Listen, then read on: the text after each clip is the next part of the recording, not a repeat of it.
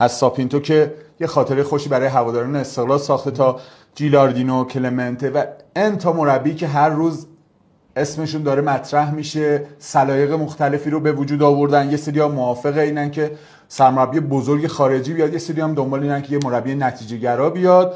اسامی مطرحه. آقای سیدورف هم که دیروز صحبت کردن، در مقابل خبرنگارا قرار گرفتن، معرفی شدن به هواداران و ببینیم که تکلیف استقلال در فضای نقل و انتقال به چه صورت. مجتبی جباری کلا منتفیه دیگه. با صحبت‌های دیروز آقای نظریه جویباری، اون حالا گاردی که باشگاه استقلال گرفته، مصاحبه‌های آقای جباری، باید پرونده مجتبی جباری رو در استقلال بسته شده بدونه. صحبت از مربی بلژیکی و البته دو گزینه ایتالیایی دیگه. اسامی مختلفی مطرح شده، مثلا گلگهر، زارو، رزاق‌نیا.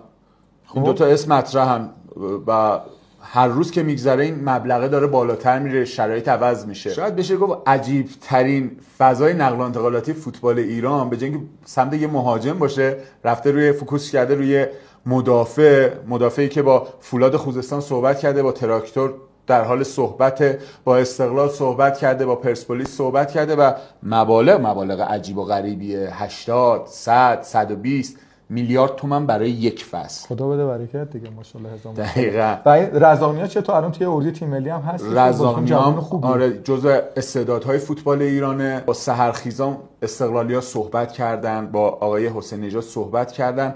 حسین نژاد یه کامنتی گذاشته بود، به قول این رسانه‌ها یه نخی داده بود. حالا باید ببینیم چه اتفاقی رخ میده. مهدی قائدی هم که دیشب برگشت به استقلال رو رد نکرد، یه جوری صحبت کرد، راه رو باز گذاشت ولی همونطور که میدونیم بازیکنی که تو لیگ امارات اون درخشش رو داشته قاعدتاً میتونه رکورد پول رو تو فضای نقل و انتقالات جابجا کنه. آیا باید ببینیم مدیران استقلال راضی میشن این حجم از پول رو برای قائدی و برای یه بازیکن بدن و اصلا فضای فوتبال ایران اجازه این کار رو میده یا نه؟ ماشاریپوف جز اون دسته بازیکنایی که خیلی با کیفیته، تو خیلی از تیم‌های بزرگ بازی کرده، تنش به تنه خیلی از بازیکن‌های بزرگ دنیا خورده و حالا به نظر میاد که تو این اواخر با مجتبی جباری زیاد اوضاع احوال خوبی نداشت و بعد از جدا شدن مجتبی جباری و رفتن مجتبی جباری به نظر میرسه که آقای ماشاریپوف چون 2 سال دیگه قرارداد داره میمونه تو استقلال و از زندگی تو ایران راضیه، چون اونورم